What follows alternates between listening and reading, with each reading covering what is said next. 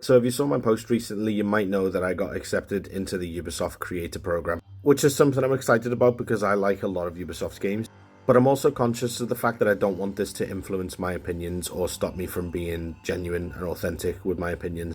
And that's why I'm making this video as kind of like my message to Ubisoft about certain things from my point of view and from a lot of players' points of view, in my opinion. And just kind of a way to like set the tone that I would never let an opportunity like cloud my judgment. So there might be some brutal honesty in there, but it comes from a good place. So we've had official confirmation that Ubisoft's XDefiant will be shutting down in June 2025.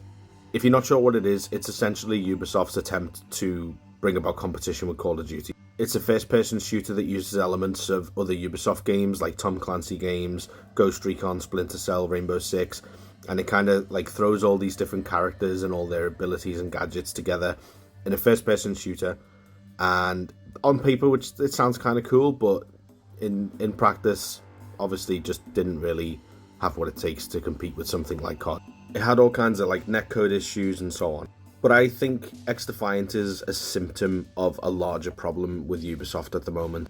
The director of Helldivers 2 at Arrowhead Studios famously said, "A game for everyone is a game for no one," and that is 100% true, and something that Ubisoft currently doesn't seem to understand. Now, Ubisoft has a massive library of IPs that they can work with, and if we're going to talk about successful long-term live service games that they've operated, one I want to point out is For Honor.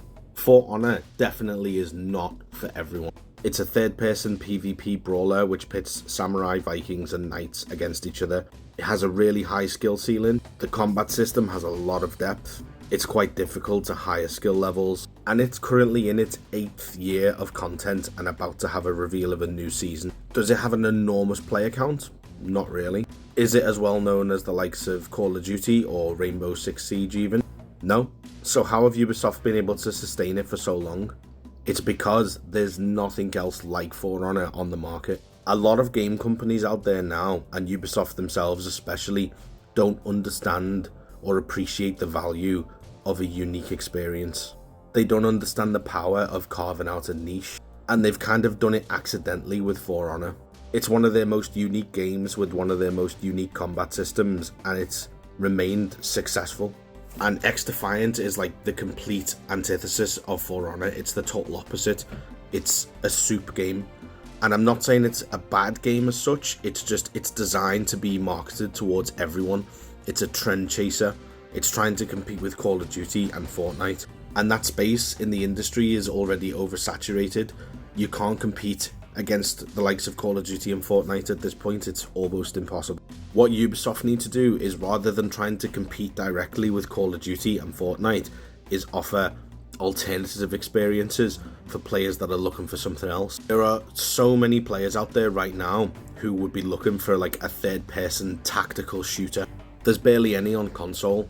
Ghost Recon Breakpoint is like probably the only one of note right now, and it doesn't have a good PvP mode. Now, Ubisoft were working on a game called Ghost Recon Frontline, but again, it wasn't really unique. It was essentially just a rip-off of Warzone, and they probably realized midway through development that there was no way they were going to be able to compete with Warzone. Maybe the writing was already on the wall with XDefiant, and that caused them to pull the plug. But the thing is, there could be a very successful Ghost Recon PvP mode out there. There are players that miss the old Ghost Recon games. There are players that miss SOCOM. There are people that want that hardcore tactical PvP shooter experience, which currently isn't really available on console. So rather than using Ghost Recon to try and compete with Call of Duty, make Ghost Recon for Ghost Recon fans, and it'll find success in the same way that For Honor finds success with people who want a melee PvP combat game, which there's nothing else out there like For Honor. And Ubisoft have so many franchises at their disposal where they could carve out niches for all these different groups of players that want different experiences. They don't just want to play the next Call of Duty or the next Fortnite or the next Warzone. They want something fresh and unique. And I'm not saying it's a bad thing for games to have competition. Like, it's no secret that Marvel Rivals is clearly inspired by Overwatch.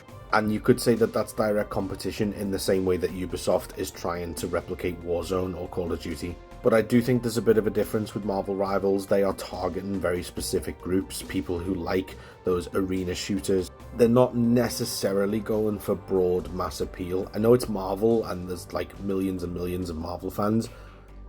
I don't quite know how to explain it, but I do think there's a slight difference in the way that they're targeting a specific audience. They're appealing to Overwatch fans and fans of MOBAs specifically, rather than going for just broad mass appeal. I think that's what the difference is. Ubisoft tends to go for broad mass appeal, whereas something like Rivals is going... It's aiming for a niche specifically. A lot of single-player Ubisoft games have been bottlenecked into this similar open-world formula. And I think what they're doing now is they're trying to compete with all these battle royale games, and they're going to bottleneck into the same area, and all of their games will end up feeling the same. But they could have a tactical third-person shooter with Ghost Recon. You can have co-op open-world exploration with Far Cry and Avatar, which they do quite well. Despite the rocky development of Skull and Bones and the fact that it's been kind of hit or miss, I actually think long-term that game could do okay, because there are no other games out there that have the same type of ship combat. And although I think it needed land combat as well to really sell the pirate experience, it could still carve out its own niche. We'll see. But then you've got reports of the multiplayer Assassin's Creed games that they're working on, which is described as Assassin's Creed Fall Guys. And this is the problem. They're just trying to copy trends. Do you remember back in the day when Splinter Cell had multiplayer, Spies versus Mercs, and it was asymmetric, and you had the mercenaries versus the spies, one team in first person, one team in third person, and obviously the mercenaries had heavy armor and heavy weapons, and the spies could use stealth and climb, and it was a completely unique experience. There was nothing else out there like that. That's when Ubisoft excel, when they focus on something that doesn't exist and offer a unique experience that people are looking for, that they don't even know they're looking for, and come up with something new. That's when they'll be successful. Chasing trends does not work.